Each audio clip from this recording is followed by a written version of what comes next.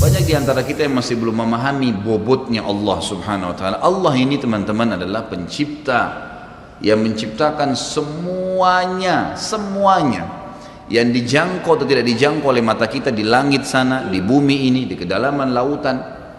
Bahkan Allah memperkenalkan dirinya dalam sebuah ayat yang sangat mulia. A'udzubillahi minasyaitonirrajim. Wa ma tasqutu min waraqatin illa ya'lamuha wa la habbatin fi dhulumatil ardi wa la ratbin wa la yabisin illa fi kitabim mubin. Tidak ada selembar daun yang jatuh dari sebuah pohon kecuali dia tahu, Allah tahu dari pohon mana, berapa kali dia tersentak, kemudian dia jatuh di sisi mana di tanah. Allah semua sudah tahu kapan dia jatuh, kapan daun itu tumbuh, dan tidak ada biji yang basah ataupun kering di dalam bumi kecuali Allah sudah catat semuanya di Lauhil Mahfuz. Allah itu latif, lembut dan mengetahui segala sesuatunya.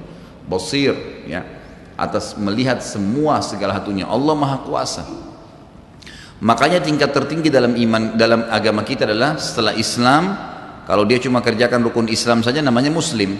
Tapi kalau dia gabung dengan rukun iman yang 6, sudah mengerjakan sholat, zakat, puasa Ramadan, haji, kemudian diikuti dengan ke-6 rukun iman, yakin Allah perintahkan, yakin malaikat sedang menyaksikan dan mencatatnya, yakin ini diturunkan dalam kitab-kitab Al-Quran, yakin ini diperintahkan pada Rasul Nabi Muhammad SAW, yakin dia akan terima balasannya pada hari kiamat, maka dia ikuti dengan rukun iman, dan ini takdir baik takdir buruk ada dicatatkan oleh Allah SWT, maka namanya mukmin.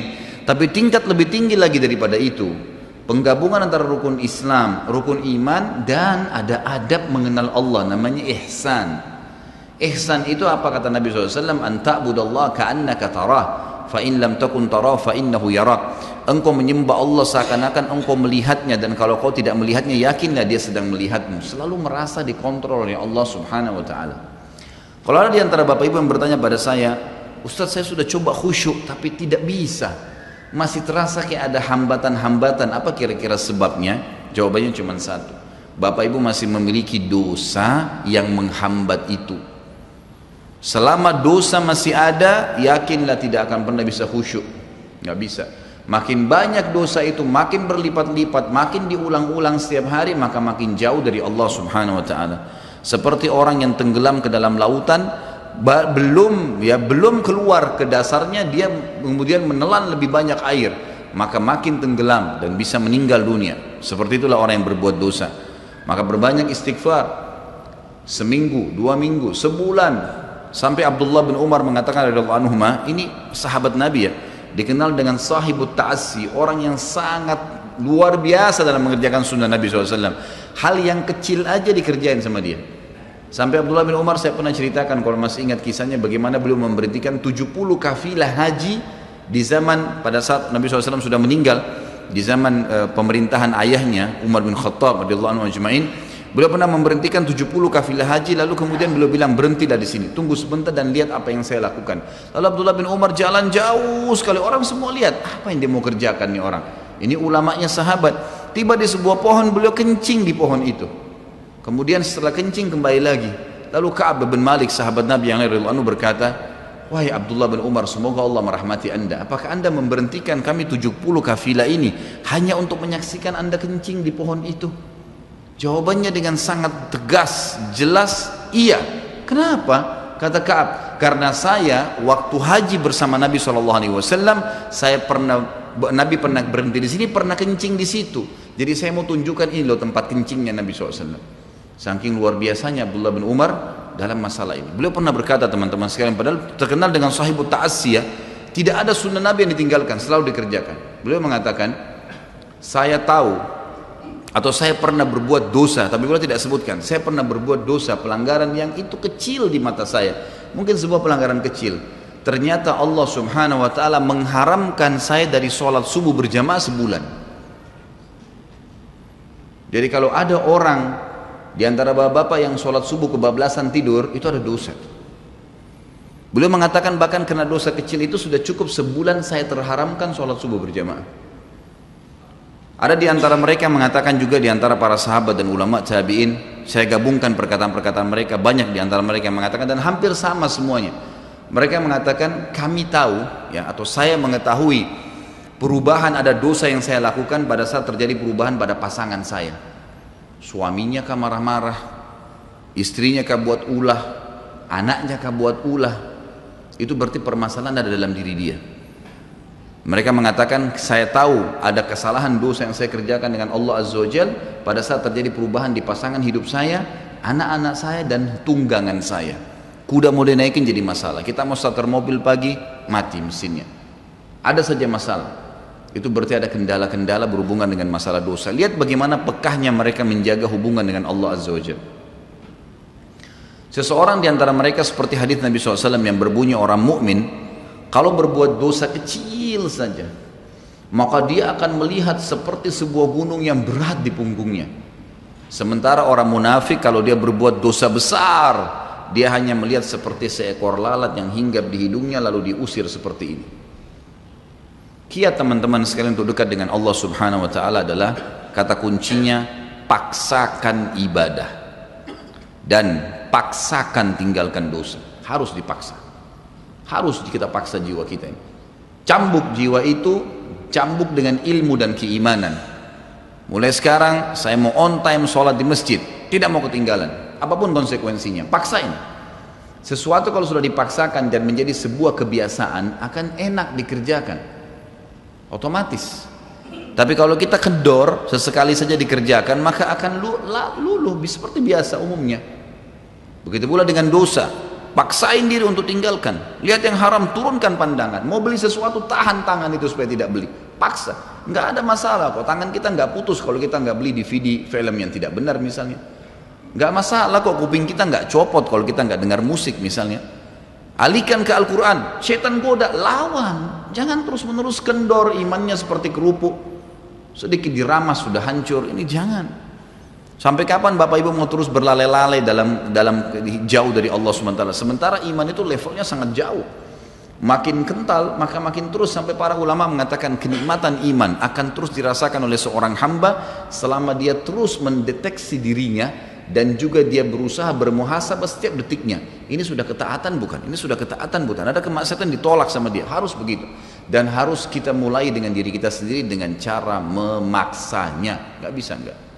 Kita kalau nggak paksa nggak mungkin. Harus Bapak Ibu sekalian.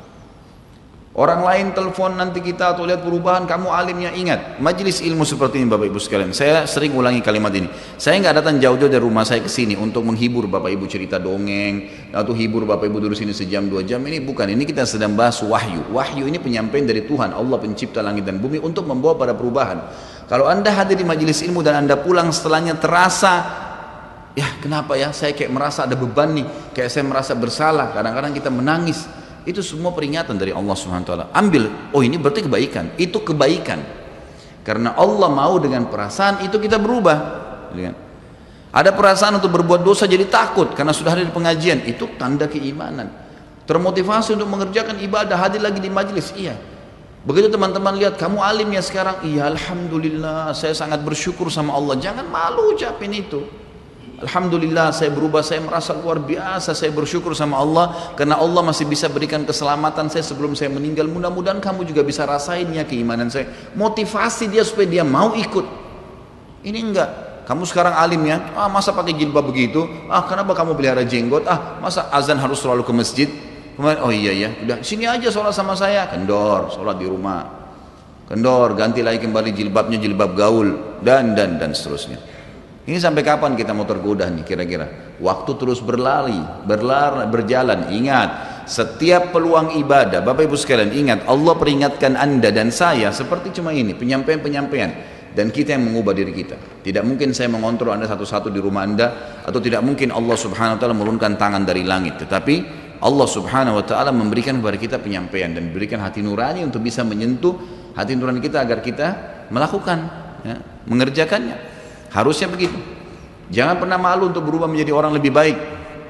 Yang malu itu kalau kita menjadi orang lebih buruk. Ingat, peluang-peluang ibadah yang Anda sudah sia-siakan, wallahi Bapak Ibu sekalian, demi Allah Anda akan sesali nanti.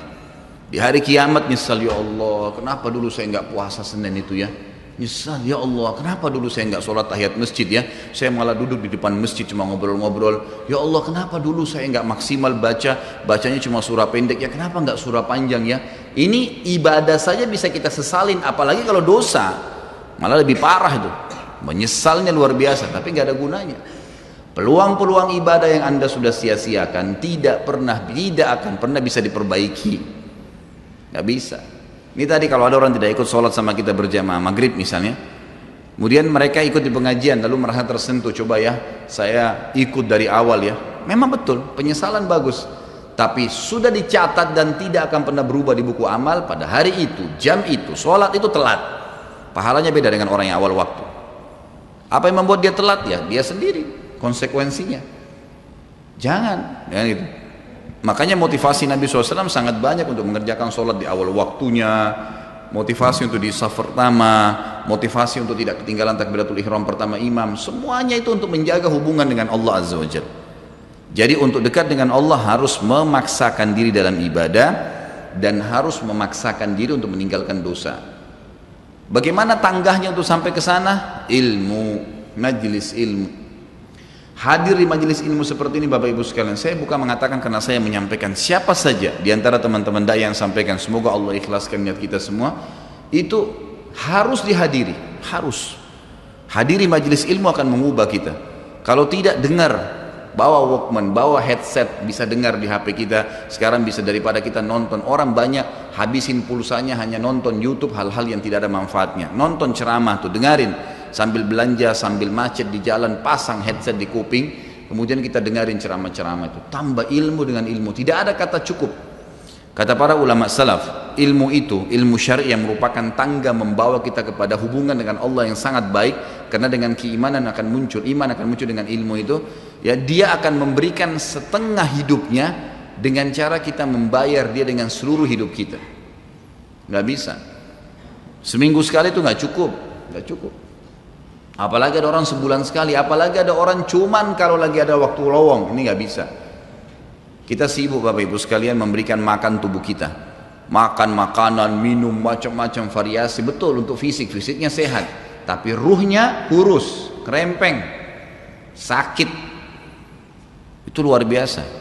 Tapi kalau kita balik, fisik kita yang biasa cukup kenyang sudah, tapi ruh kita berikan kesehatan yang luar biasa. Orang kalau ruhnya yang sehat Bapak Ibu sekalian, semuanya jadi kecil buat dia.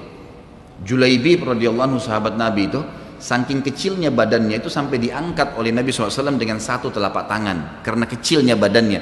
Tapi di perang ya Uhud dia bisa membunuh 7 orang kafir. Tidak ada hubungannya dengan kecil badannya, tapi ruhnya kuat, besar. Waktu Nabi SAW balik dari perang Uhud dan terkalahkan oleh orang-orang kafir Quraisy dengan hikmah Allah Subhanahu wa taala, semua sahabat waktu itu mati syahid 70 orang di Uhud, sisa 630 orang bersama Nabi SAW, semuanya terluka, dan minimal luka sahabat waktu itu minimal 7 luka, sabetan pedang, hantaman tombak, sobekan, pokoknya luka semua sahabat.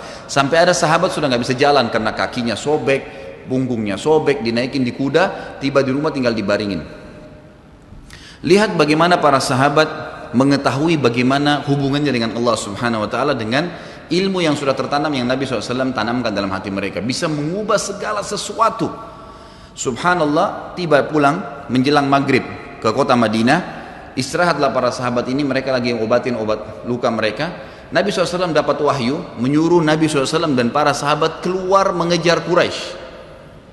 Quraisy ini jumlahnya waktu itu ya 1.000 orang, 3.000 orang pasukan Quraisy, yang terbunuh cuma sekian belas saja mereka. Dan mereka sudah merasa bangga dan pulang ke kota Madinah, pulang meninggalkan Madinah, karena Uhud itu dekat Madinah. Kemudian mereka bangga dengan itu. Keesokan paginya habis sholat subuh kata Nabi SAW, wahai sahabat-sahabatku, Allah Azza wa Jalla memerintahkan kita untuk mengejar Quraisy. Maka pulanglah masing-masing kalian di suku kalian, lalu motivasi siapapun yang ikut kemarin di Uhud, semua mau sakit, mau enggak, mau luka, mau enggak, tapi ini luka semua nih, minimal punya 7 luka ya. Kita kadang-kadang mungkin kuku kita kecabut aja sudah susah ke masjid, ini sabetan pedang, sobek, rusak semua tubuh mereka. Dikatakan dalam riwayat sampai para sahabat ada yang tidak bisa ngomong karena sudah kesakitan yang luar biasa. Kata Nabi SAW, semua yang ikut di Uhud kemarin keluar lagi. 630 orang semua harus keluar. Bagaimana caranya? Pokoknya ngumpul keluar, perintah Allah. Coba bayangin, kita kadang-kadang habis olahraga saja capek, Diajak keluar sama istri atau diajak keluar sama suami, kita sudah nggak mau keluar. Capek biasa olahraga. Atau mungkin penat, capek duduk di kantor mau istirahat. Ini habis perang, badannya disabat-sabat, diajak berperang lagi nih. Apa yang terjadi teman-teman sekalian? Pulanglah pimpinan-pimpinan suku sahabat ini, dimulai dengan Sa'ad bin Mu'adz radhiyallahu anhu, sahabat Nabi yang mulia. Luar biasa ini. Orang ini pada saat meninggal, kata Nabi SAW, goncang arsy-Nya Allah dengan meninggalnya Sa'ad. Saat pulang ke kaumnya lalu berkata, wahai kaumku, sesungguhnya Nabi SAW menyuruh kalian untuk kembali menyerang Quraisy. Pada saat itu mereka lagi kumpul saling ngobatin luka, dan di depan mereka yang saling ngobatin luka itu adalah Usaid bin Khudair, sahabat Nabi yang mulia. Ini sahabat Nabi yang satu dari Aus ini, kalau membaca Al-Quran malaikat turun dari langit dengarin bacaannya. Luar biasa. Lagi ngobatin lukanya sambil dia berkata, waktu dikatakan Nabi SAW menyuruh kalian mengejar Quraisy, kata Usaid bin Khudair lagi ngobatin lukanya, sami'na wa ata'na, kami dengar dan kami patuh, ditinggalin lukanya.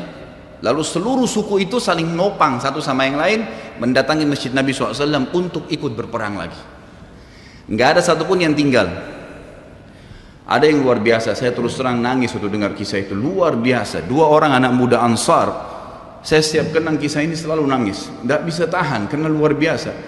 Anak dua orang ini belasan tahun umurnya, dan dua-duanya nggak bisa jalan, Bapak Ibu sekalian, nggak bisa jalan. Luar biasa. Sudah sobek kakinya, sobek punggungnya, bahkan dikatakan di bagian leher ada irisan, di bagian lehernya ada irisan, gitu kan. Kesakitan. Dua-dua ini diturunkan dari kuda, ditidurkan, adik kakaknya. Tapi saya tidak ingat, namanya tidak disebutkan dalam kisah, tapi ini kisah luar biasa. Dan kemarin kebetulan Imam Masjid Haram atau saya lagi umrah nyebutin kisah itu juga. Hampir satu masjid orang menangis mendengarkan kisahnya. Dia mengatakan, waktu sampai ke telinga adik kakak ini umurnya belasan tahun ya, di bawah 20 tahun. Kalau Nabi SAW memanggil seluruh yang hadir di Uhud untuk kembali berperang. Ini mereka nggak bisa jalan nih. Si kakak bilang sama adiknya, kita nggak bisa tinggal di sini nih. Rasulullah SAW sudah memanggil kita untuk menjawab panggilan Allah. Kata adiknya, bagaimana caranya kita merangkak? Bagaimana caranya kita ke sana? Nggak ada yang bisa nopang. Ini berdua lagi sakit. Mereka cuma tinggal sama ibunya. Lalu berkata si kakak, sekali saya seret kamu, sekali kamu seret saya. Mereka saling seret satu sama yang lain, Bapak Ibu sekalian, sampai di hadapan masjid Nabi SAW. Lihat bagaimana iman mereka kepada Allah Subhanahu Wa Taala, luar biasa. Dan ini tidak bisa kecuali kalau dipaksakan. Kalau tidak dipaksakan nggak bisa. Semoga Allah Subhanahu Wa Taala jadikan kita orang yang selalu memaksakan diri untuk ibadah. Karena kalau tidak, kita nggak paksakan, kita akan mati dalam keadaan konyol dan menyesal karena tingkatan-tingkatan di surga akan hilang. Percuma. Baik, saya bacakan pasal kedua. Adab terhadap Allah Subhanahu Wa Taala. Seorang muslim hendaknya melihat segala sesuatu yang telah diberikan Allah kepadanya dengan tiada terhingga, yakni berupa kenikmatan yang tak terhitung. Terlindungnya dia pada saat menempel di dalam rahim ibunya ketika berupa nutfah atau air mani, menentukan perjalanan hidupnya hingga hari bertemu dengan Rabb-Nya Allah Azza wa Jal. Hendaknya ia bersyukur kepada Allah atas nikmat itu dengan lisannya, yakni memuji dan menyanjung Allah secara semestinya. Juga bersyukur kepada Allah dengan anggota badan, dengan cara menggunakannya di dalam ketaatan kepada Allah Subhanahu wa Ta'ala. Karena mengingkari nikmat, tidak mengakui kelebihan yang diberikan Allah, mengingkarinya beserta kebaikannya bukanlah termasuk adab kepada Allah. Sebagaimana Allah berfirman dalam surah An-Nahl ayat 53, A'udzubillahi minasyaitonirrajim.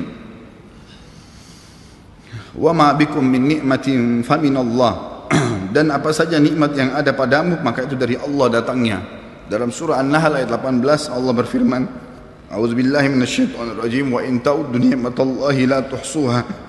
Dan jika kalian menghitung-hitung nikmat Allah maka kalian tidak akan mampu untuk menghitungnya. Begitu banyak nikmatnya Allah, Bapak Ibu sekalian. Kita berbuat maksiat, pelanggaran-pelanggaran, tapi Allah masih bisa memberikan kita oksigen gratis, cahaya masih bisa ditangkap oleh mata kita, telinga kita masih bisa menangkap suara sehingga mengetahui apa yang diinginkan oleh kita.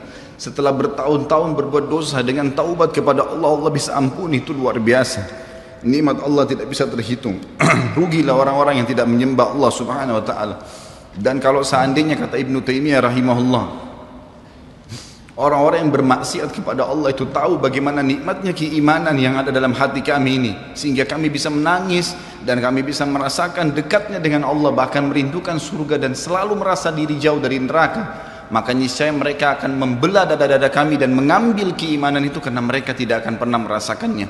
Keimanan akan membuat makanan sederhana menjadi mewah, tidur di tempat yang biasa akan menjadi nyaman, bahkan cobaan seberat apapun menjadi kecil buat kita, karena keimanan kepada Allah Subhanahu wa taala. Dan itu sebuah nikmat. Itu hanya bisa dirasakan kalau kita betul-betul memaksakan diri beribadah kepada Allah Subhanahu wa taala. Allah berfirman dalam surah Al-Baqarah 152 dari selanjutnya, A'udzubillahi minasyaitonirrajim. Fadhkuruni azkurkum washkuruli wala takfurun. Ingatlah selalu aku, kata Allah. Selalulah berzikir, selalulah patuh, selalulah kerjakan ketaatan-ketaatan, nikmatilah yang halal, jauhilah yang dilarang, maka aku akan ingat kepada kalian. Bayangkan kalau seorang presiden mengingat kita, bagaimana bangganya kita disebut-sebut nama kita di hadapan orang-orang yang di sekitarnya. Bagaimana dengan Allah pencipta langit dan bumi yang mengingat kita. Dan bersyukurlah kepadaku dan jangan kalian mengingkari nikmat-nikmatku. Oleh karena itu, tidaklah beradab jika seseorang lari kepada sesuatu yang tidak memiliki tempat pelarian, bersandar kepada yang tidak memiliki kemampuan apapun, serta bertawakal kepada yang tidak mempunyai daya dan kekuatan. Allah Subhanahu wa taala berfirman dalam surah Hud ayat 56, A'udzu billahi minasyaitonir rajim, ma min dabbatin illa huwa akhidun binasiyatiha.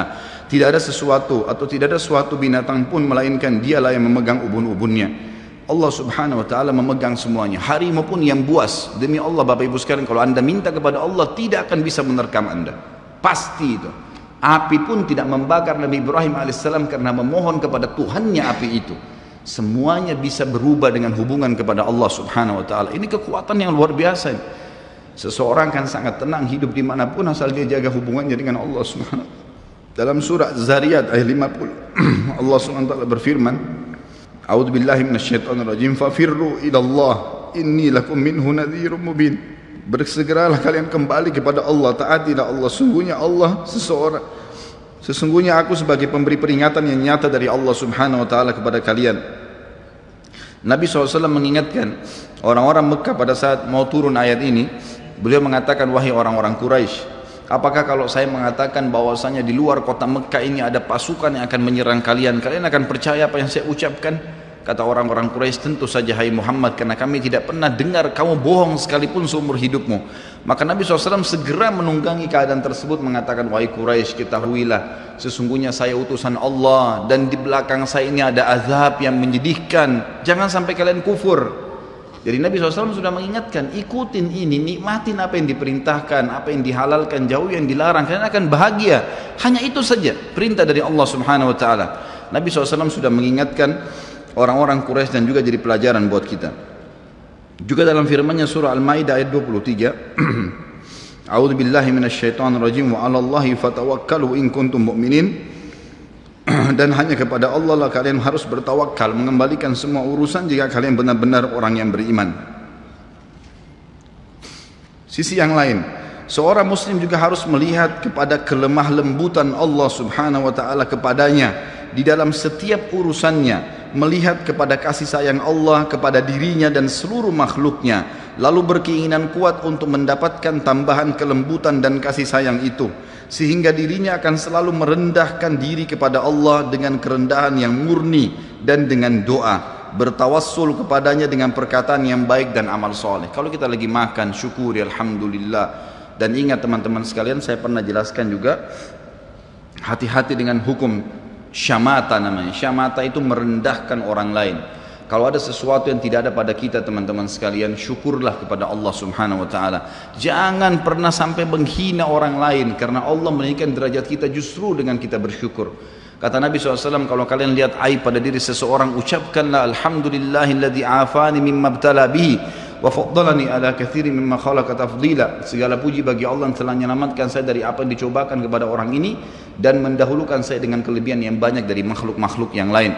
Kita harus seperti itu, jangan syamata. Kata Umar radhiyallahu anhu, apa itu syamata seperti ini? Umar bin Khattab berkata, Aku khawatir kalau ada seorang wanita hamil lewat di depanku karena perutnya besar, lalu aku berkata dalam diriku, kenapa ya perutnya seperti itu? Maka Allah menghukumku dengan membuatku hamil,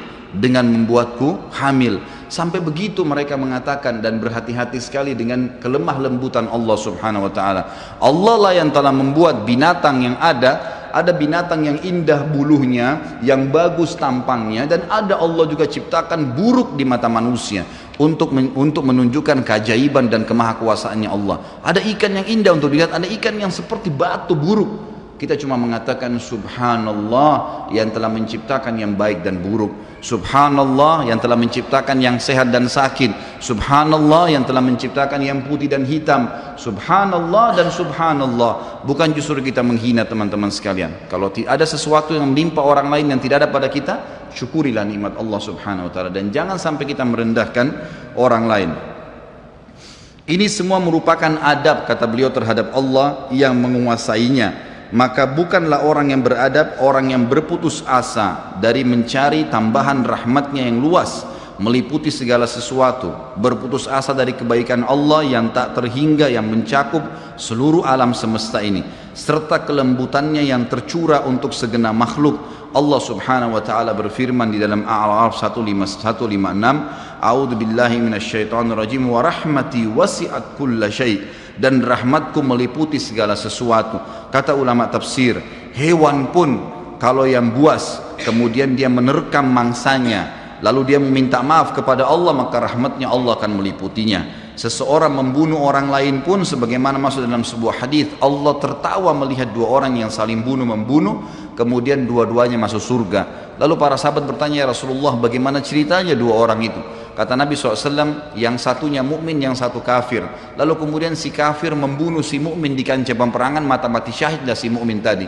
Berjalan waktu, si kafir mendapatkan hidayah, akhirnya juga masuk Islam, dan dia berperang lalu dibunuh oleh orang kafir yang lain. Orang mukmin yang pertama terbunuh dengan orang kafir yang akhirnya masuk Islam juga terbunuh di kancah peperangan, dua-duanya masuk surga, dan Allah menyambutnya dengan rahmatnya. Allah tersenyum dan tertawa dengan dua orang ini. Jadi dengan kemahalembutannya Allah subhanahu wa ta'ala. Dalam surah Asy-Syura ayat 19 dikatakan juga, a'udzubillahi minasyaitonir rajim, Allahu latifun bi'ibadi. Allah itu maha lembut terhadap hamba-hambanya. Makanya dalam hadis yang lain dikatakan, ma nazala linu fi syai'in illa zana. Tidak ada sesuatu dikemasi dengan kelemah lembutan kecuali akan menghiasinya. Dikatakan Allah latif, Allah itu lembut, yuhibbul lutf, dia suka dengan kelemah lembutan, gitu kan. Wa ma nuzi'a min syai'in illa syana. Tidak ada sesuatu diangkat darinya kelemah lembutan kecuali akan merusaknya. Tidak ada manfaatnya mencak-mencak, marah-marah tuh, emosi habisin waktu-waktu, kecuali dalam pelanggaran agama saja. Tapi kalau bukan pelanggaran agama, maka jangan, tidak perlu semua. Dikatakan dalam hadis Bukhari, Nabi SAW kalau berhubungan dengan hak beliau urusan dunia, semuanya ditoleransi. Tapi kalau sudah berhubungan dengan hak Allah subhanahu wa ta'ala, barulah beliau tegas. Ya, ini sifat Nabi Muhammad SAW. Kita baca dua ayat lagi baru kita tutup. Sudah masuk waktu? Surah Yusuf ayat 87. A'udzu billahi minasyaitonir rajim. La tai'asu mir rauhillah. Janganlah kalian putus asa dari rahmat Allah. Sebagaimana hadis tentang orang yang membunuh 99 jiwa. Kemudian dia datang kepada seseorang abid, orang ibadah tapi tidak punya ilmu. Apakah Allah masih akan ampuni saya? Dia mengatakan tidak mungkin. Kamu membunuh 99 jiwa. Lalu kemudian dia membunuh orang itu, kata Nabi SAW, digenapkan 100. Kemudian dia menemui seorang yang alim, lalu dia bertanya, apakah Allah masih ampuni saya dengan 100 orang yang sudah saya bunuh? Maka kata Nabi, kata orang tersebut, tentu saja Allah rahmatnya telah meliputi segala satunya, Allah akan terima taubat. Maka dia bertaubat. Pada saat dia bertaubat orang tersebut kepada Allah SWT, lalu dia mau pulang setelah bertaubat, lalu dia meninggal tengah jalan. Kata Nabi SAW, Allah mengutus dua malaikat, satu malaikat rahmah, satu malaikat azab. Malaikat rahmah akan membawa ruhnya yang memperlihatkan taman dari taman surga, dan malaikat azab memperlihatkan lubang dari lubang neraka. Maka datanglah malaikat yang ketiga menghakimi di antara keduanya, lalu kemudian malaikat ini mengatakan, yang datang ketiga yang menghakimi dua malaikat yang sedang memperebutkan orang yang tadi baru taubat ini, ukurlah jejak kakinya. Maka diukur, ternyata jalan menuju ke tempat taubatnya itu lebih satu jengkal kaki, ya, satu jengkal kaki saja. Maka dengan itu Allah masukkan dia ke dalam surga. 100 jiwa sudah dibunuh, teman-teman sekalian. Ini bukan main-main. Dosa yang sangat besar, tapi rahmat Allah sangat luas. Az-Zumar ayat 53 kata Allah Subhanahu wa taala juga, a'udzubillahi minasyaitonir rajim, wala taqnatu mir rahmatillah. Jangan pernah putus asa dari rahmat Allah Subhanahu wa taala. Paragraf terakhir yang saya bacakan, nanti insyaallah kita lanjutkan setelah salat ba'diyah Isya. Seorang muslim harus melihat bagaimana dahsyatnya siksaan Rabbnya. Allah SWT maha lembut, tapi jangan lupa Allah azabnya sangat pedih. Seorang muslim harus melihat bagaimana dahsyatnya siksaan Rabbnya, kerasnya azab dan kecepatan hisabnya. Kalau datang seketika, gitu kan? Dan tidak ada yang bisa bendung, sehingga dia bertakwa atau takut kepadanya, menjaga diri terhadapnya, serta meninggalkan segala kemaksiatan. Maka ini pun merupakan bentuk adab kepada Allah, sehingga tidaklah seseorang itu beradab menurut orang-orang yang berakal apabila ia menentang Allah dan berlaku aniaya atau zalim. Padahal ia seorang hamba yang lemah, namun justru menentang Rabb yang maha perkasa lagi maha kuasa, maha kuat lagi maha perkasa. Dan Allah berfirman dalam surah Ar-Ra'd ayat 11, A'udzu billahi minasyaitonir rajim, wa idza aradallahu biqaumin su'an fala maraddalah wa ma lahum min dunihi min wal. Dan apabila Allah menghendaki keburukan terhadap satu kaum, maka tidak akan pernah ada yang bisa menolaknya, dan sekali-kali tidak ada pelindung bagi mereka selain Dia. Kalau Allah sudah mau hancurkan, maka tidak akan pernah ada yang bisa membendung.